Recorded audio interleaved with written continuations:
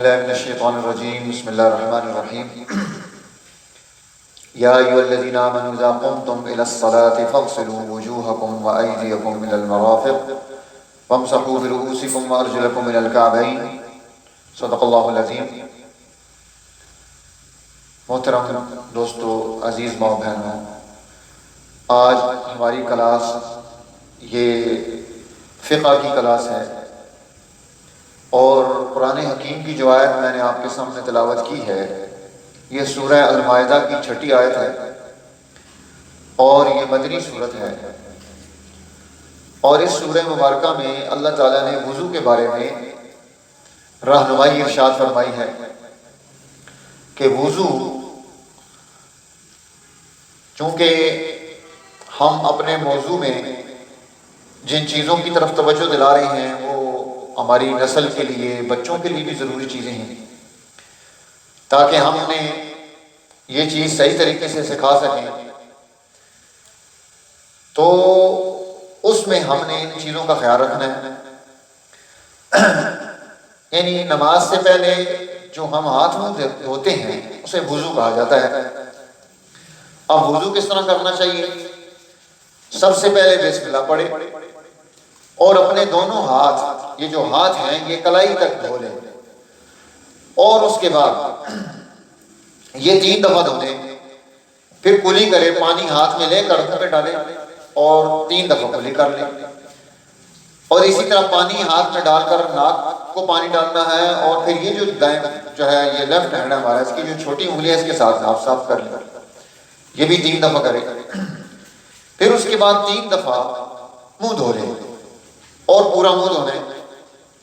پھر اس کے بعد جو ہے اب منہ دھوتے ہوئے عموماً یہ ہوتا ہے کہ پانی لیا اور ایسے زور سے پھینک دیا، تو وہ پانی دائیں اور بائیں جب گرتا ہے تو وہ اگر کوئی ساتھ بیٹھا ہے تو اس کے کپڑے بھی خراب ہوں گے، اور یہ تہذیب کے خلاف بھی ہے، اس لیے پانی ہاتھ میں لے کر پیشانی پر احتیاط سے ڈالیں تاکہ منہ پر پانی گرے، دور دور تک چھٹیں اس کی نہ ہوں۔ اس بات کا بھی خیال ہمیں رکھنا ہے۔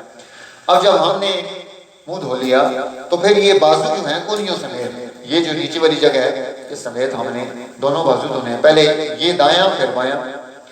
اسی طرح اب ہم نے اپنے سر کا، کانوں کا اور گردن کا مسح کرنا ہے، اور مسح کے لیے نیا پانی لینا ہے، اور وہ پانی لے کر آپ نے اپنے سر پر مسح کر لینا ہے۔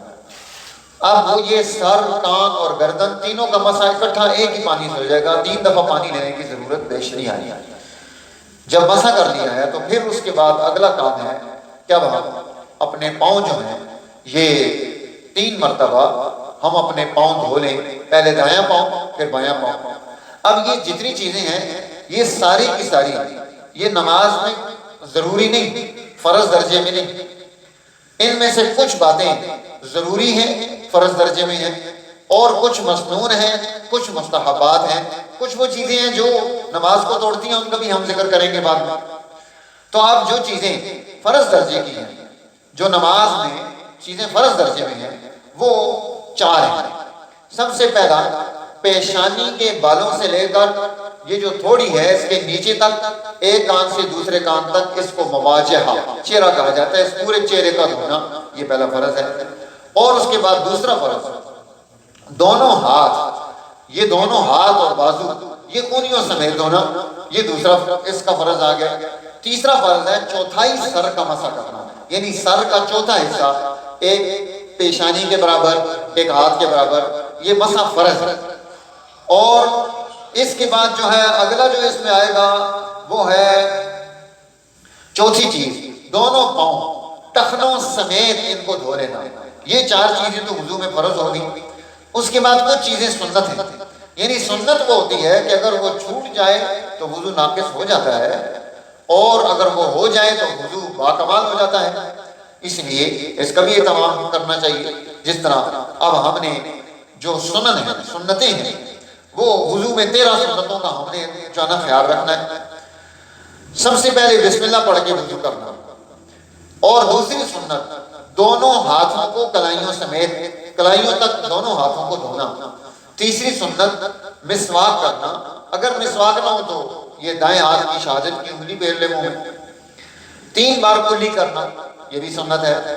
3 بار ناک میں پانی ڈالنا یہ بھی سنت ہے، داڑھی ہو تو اس کا خلال کرنا یہ بھی سنت ہے، ہاتھ اور پاؤں کی جو انگلیاں ہیں ان کا خلال کرنا، یہ جو انگلیاں ہیں ان کے اندر اسی طرح پاؤں کی انگلیوں میں اس کا بھی خلال ہے، یہ بھی سنت ہے۔ ہر عضو کو 3 مرتبہ دھونا، یعنی آپ چہرہ دھو رہے ہیں تو 3 دفعہ، ہاتھ دھو رہے ہیں تو 3 دفعہ، بازو دھو رہے ہیں تو 3 دفعہ، یہ بھی سنت ہے 3 دفعہ دھونا۔ اور پورے سر کا مسح کرنا یہ بھی سنت ہے، اور اسی طرح دونوں کانوں کا مسح کرنا یہ بھی سنت ہے۔ ترتیب سے وضو کرنا، پہلے یہ پھر یہ پھر یہ، جو ترتیب ہے یہ بھی سنت ہے۔ اور پے در پے وضو کرنا، کہ آپ نے وضو کیا ہے اور ایک وضو کا جو حصہ آپ نے دھویا وہ خشک نہ ہونے پائے، آپ اگلا حصہ اس کا دھو چکے ہوں، یہ بھی جو ہے سنت ہے۔ اب کچھ چیزیں اس میں مستحب ہیں۔ مستحب ہوتا ہے کہ اگر وہ چھوٹ جائے تو وضو میں نقصان نہیں ہوتا۔ اس میں 5 مستحبات جو ہیں عمومی طور پر بیان کی گئے ہیں۔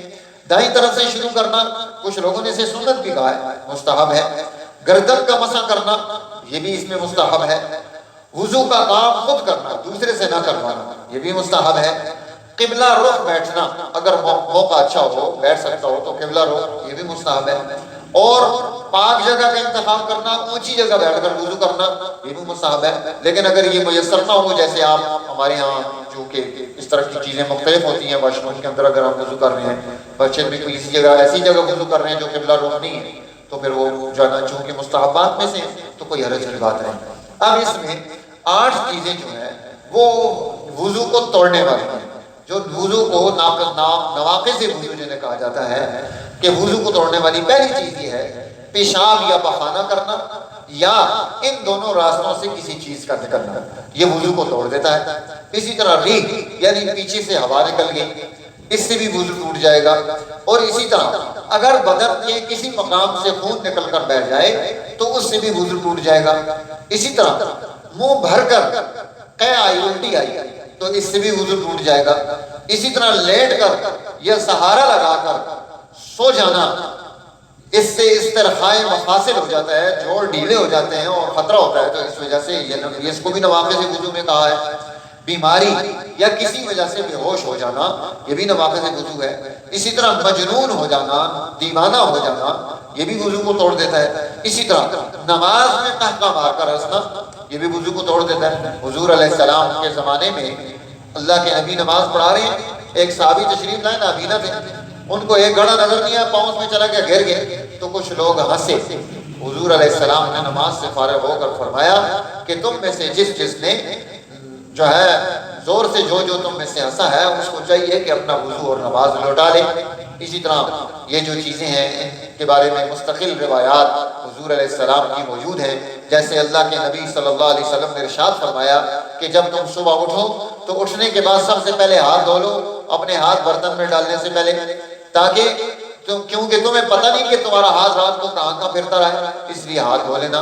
اسی طرح مسواک، حضور علیہ السلام نے فرمایا کہ لولا نشق علی امتی، اگر مجھے اپنی امت پر مشقت کا ڈرنا ہوتا تو میں انہیں حکم دیتا کہ وہ مسواک کریں، آپ مسواک کو پسند کرتے تھے۔ اسی طرح وضو شروع کرنے سے پہلے اللہ کا نام لینے سے وضو میں جو برکات پیدا ہوتی ہیں وہ ہیں۔ اسی طرح وضو کی دعائیں، یعنی شروع میں بسم اللہ پڑھی، وضو کے درمیان میں بھی دعا پڑھنا، وضو کے آخر میں بھی دعا پڑھنا، اور دعاؤں کا اہتمام کرنا کہ کیونکہ یہ بھی ایسا وقت ہے جس میں دعا جو ہے قبول ہوتی ہے۔ بہرحال اس میں تفصیلات تو کافی ہو سکتی ہیں۔ اللہ تعالیٰ ہمیں قرآن حکیم اور دین کو سمجھ کر اس پر عمل کی توفیق نصیب فرمائے تاکہ ہم دنیا اور آخرت میں سرخرو ہوں۔ وآخر دعوانا الحمدللہ رب العالمین۔